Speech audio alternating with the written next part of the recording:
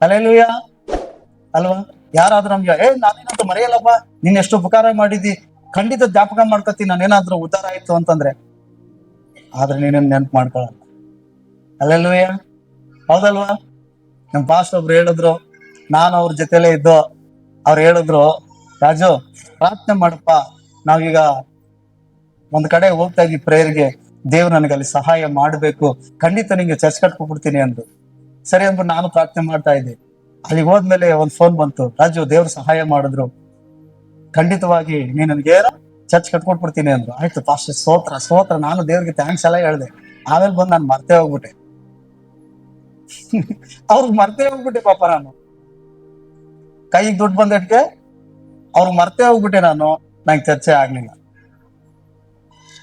ಆದ್ರೆ ದೇವರು ಮಾತನಾಡಿದ್ರೆ ಜ್ಞಾಪಕದಲ್ಲಿ ಇಟ್ಕೊತಾನೆ, ನಾವು ಮರ್ತವಾಗಲ್ಲ. ಅಲ್ಲೆಲ್ಲೂಯ್ಯ.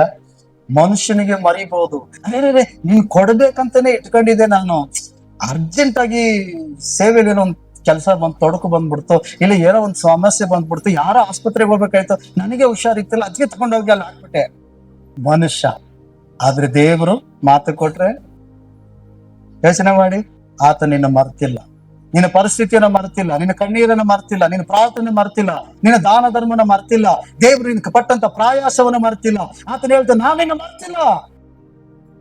ಇಬ್ರಿಯ ಪತ್ರಿಕೆ ಹೇಳ್ತದೆ, ಆತನ ಅನ್ಯಾಯಗಾರನಲ್ಲ ನಿನ್ನ ಮರೆಯುವುದಕ್ಕೆ ನ್ಯಾಯಸ್ಥನು. ನಿನ್ನ ಸೇವಕನ ಸತ್ಕರಿಸಿದ್ಯಾ, ಸಭೆಯನ್ನ ಸತ್ಕರಿಸಿದ್ಯಾ, ದೇವ ಜನರು ಸತ್ಕರಿಸಿದ್ಯಾ, ದಿಕ್ಕಿಲ್ಲದವರು ಸತ್ಕರಿಸಿದ್ಯಾ, ನೀನು ಏನ್ ಮಾಡಿದ್ಯೋ, ಯಾರಿಗಾಗಿ ಕಣ್ಣೀರು ಸುರಿಸಿದ್ಯೋ, ಉಪವಾಸ ತೆಗೆದಿದ್ಯೋ, ಯಾವುದಕ್ಕಾಗಿ ನೀನು ಪ್ರಾರ್ಥನೆ ಮಾಡಿದ್ಯೋ, ಗೋಳಾಡಿದ್ಯೋ, ಎಲ್ಲಿ ಯೇಸು ನಿಮಿತ್ತ, ದೇವರಾಜ್ಯ ನಿಮಿತ್ತ ನೀನ್ ನಿಂತೆ ಅವಮಾನಗಳು ಸಹಿಸಿಕೊಂಡಿದ್ಯೋ, ಆತನ ಹೇಳ್ತಾನೆ, ನಾನು ನಿನ್ನ ಮರೆತಿಲ್ಲ, ನಾನು ನಿನ್ನ ಸನ್ಮಾನಿಸ್ತೇನೆ.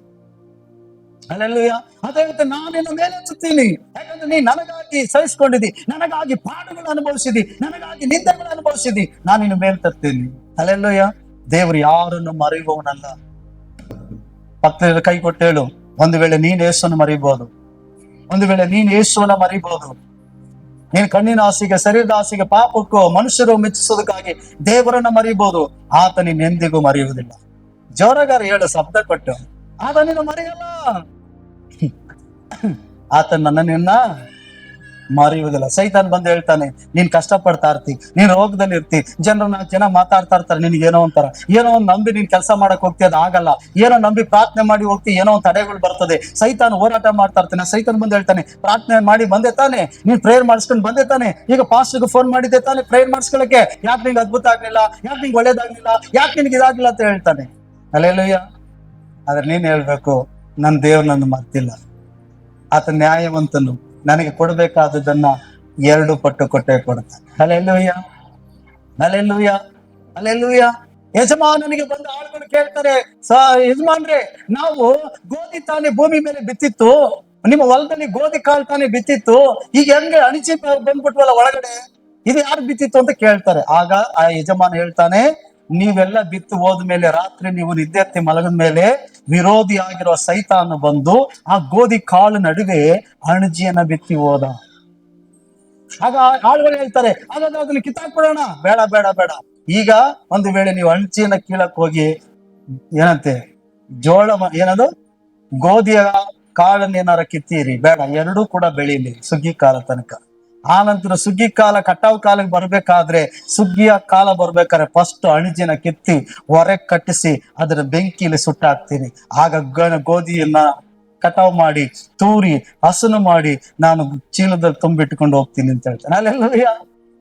ಹಾಗಾದ್ರೆ ಪ್ರಿಯರೇ, ನಾವು ನಂಬಿಕೊಂಡು ಪ್ರಾರ್ಥನೆ ಮಾಡಿದಾಗ ಸೈತಾನ ಬಂದು ನಮ್ಮಲ್ಲಿ ಅಪನಂಬಿಕಷ್ಟಕ್ಕೆ ಅಣಜಿ ಬೀಜ ಬಿತ್ತುತ್ತಾನೆ. ನೋಡಿ, ಈಗ ಹೋಯ್ತಿದೆಯಲ್ಲ, ದೇವ್ರ ನಿನ್ ಜೊತೆ ಇಲ್ಲ, ದೇವ್ರತ ಪ್ರಾರ್ಥನೆ ಮಾಡಿ ಹೋಯ್ತಿದ್ಯಲ್ಲ, ಈಗ ನಿನ್ ಆ ಕೆಲಸ ಆಗಲ್ಲ, ಮೊದ್ಲೇ ನಿನ್ಗೆ ಅನುಮಾನಗಳನ್ನ ಹುಟ್ಟಿಸ್ಬಿಡ್ತಾನೆ. ನೀನ್ ಹೇಳ್ಬೇಕು, ನನ್ ದೇವ್ರು ನನ್ನ ಮರೆಯೋ ದೇವ್ರು ನನಗೆ ಏನ್ ಕೊಡ್ಬೇಕು, ಖಂಡಿತ ಕೊಟ್ಟೇ ಕೊಡ್ತಾನೆ. ಅಲ್ಲೆಲ್ಲೂಯ್ಯ.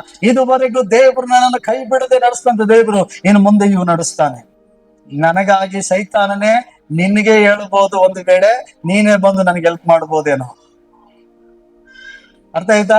ಸೈತಾನಿಗೆ ಹೇಳ್ಬೇಕು, ನೀನೇ ಬಂದು ನನಗೆ ಹೆಲ್ಪ್ ಮಾಡ್ಬೋದೇನೋ, ನೀನೇ ಮಾಡ್ತೀಯ ಸಮಯ ಬಂದ್ರೆ ನನಗೆ. ಯಾಕೆ ಗೊತ್ತಾ, ನನ್ ದೇವ್ರ ಆಜ್ಞೆ ಕೊಟ್ರೆ ನೀನು ಮಾಡ್ಬೇಕು, ನಿಮ್ಮ ಅಪ್ಪ ಲೂಸಿಫರ್ನು ಮಾಡ್ಬೇಕು ನನಗೆ. ಅಲ್ಲೆಲ್ಲೂಯ್ಯ. ನಿಮ್ಗೆ ಗೊತ್ತಾ, ನಾನ್ ತಮಾಷೆ ಮಾಡ್ತಿಲ್ಲ. ದೇವರು ಸೈತಾನಿಗೆ ಒಂದೊಂದ್ ಸಾರಿ ಸೈತಾನ ಮಕ್ಕಳಿಗೂ ಅಪ್ಪಣೆ ಕೊಡ್ತಾನೆ, ನನ್ನ ಮಕ್ಕಳಿಗೆ ಹೋಗಿ ಹೆಲ್ಪ್ ಮಾಡು ಅಂತ. ಎಷ್ಟೋ ಜನ ಅನ್ಯರು ಬಂದು ನಿಮ್ಗೆ ಹೆಲ್ಪ್ ಮಾಡಿಲ್ವಾ? ಎಷ್ಟೋ ಜನ ಯೇಸು ಸ್ವಾಮಿ ನಮ್ದೇದೋ ನಿಮ್ಗೆ ಹೆಲ್ಪ್ ಮಾಡಿಲ್ವಾ? ಯಾರು ಹೇಳಿದಪ್ಪ ಹೆಲ್ಪ್ ಮಾಡಕ್ಕೆ? ಸೈತಾನ್ ಹೇಳದ್ನ? ಯೇಸು ಸ್ವಾಮಿ ಅಪ್ಪಣೆ ಕೊಟ್ಟಿದ್ರಿಂದ ತಾನೇ ಆಗಿರೋದು. ದೇವ್ರು ಒಬ್ಬ ನಡತೆಗೆ ಮೆಚ್ಚಿದ್ರೆ ಅವನ ಶತ್ರುವನ್ನ ಮಿತ್ರ ಮಾಡ್ತಾನಂತೆ ದೇವ್ರು. ನೋಡಿ ಎಷ್ಟೋ ಜನ ₹1 ಬಿಚ್ಚಕ್ಕಿಲ್ಲ ಅವನು. ನಾನ್ ಪ್ರಾರ್ಥನೆ ಮಾಡ್ಕೊಂಡು ಹೋದೆ, ಕೊಟ್ಬಿಟ್ನಪ್ಪ, ಏನು ದೇವ್ರು ಏನ್ ಮಾಡೋದಿಲ್ಲ. ಹಾಗಾದ್ರೆ ಆ ಶತ್ರು, ಆ ಜಿಪ್ಪನ್ ಮನಸ್ಸಿನಲ್ಲಿ, ಆ ಸೈತಾನ್ ಮಗನ ಮನಸ್ಸಿನಲ್ಲಿ, ಮಗಳ ಮನಸ್ಸಲ್ಲಿ ಕಾರ್ಯ ಮಾಡಿದ್ ಯಾರು? ನೀನ್ ನಂಬಿದ ದೇವರಲ್ವಾ? ಅದಕ್ಕೆ ಹೇಳ್ಬೇಕು ಸೈತಾನ್ಗೆ, ಸೈತಾನ್ ನನ್ನ ದೇವರ ಮಾರ್ತಿಲ್ಲ. ಸಮಯ ಬಂತು ಅಂದ್ರೆ ನೀನು ನನಗೆ ವಿಧೇಯನಾಗಿ ನೀನು ನನ್ನ ಮುಂದೆ ತಗ್ಗಿಸ್ಕೊಂಡು ನನ್ನ ಸೇವೆ ಮಾಡಕ್ಕೋಸ್ಕರ ನೀನ್ ನಿಂತ್ಕೋಬೇಕಾಯ್ತು. ನನ್ನ ದೇವರು ಅದನ್ನ ಮಾಡಕ್ ಶಕ್ತನಾಗ. Hallelujah, hallelujah. ಕೇಡು ಮಾಡಕ್ ಬಂದಂತ ವ್ಯಕ್ತಿ ಸನ್ಮಾನಿಸಿ ಹೋಗ್ಬಿಡ್ತಾನೆ. ದೇವ್ರು ನಿನ್ನ ಪಕ್ಷ ಇರಲ್ಲ. ಹಾಗಾದ್ರೆ ನೀನೇನ್ ಮಾಡ್ಬೇಕು? ಸೋತು ಹೋಗ್ಬೇಡ, ದೇವ್ರು ನಿನ್ನ ಮಾರ್ತಿಲ್ಲ.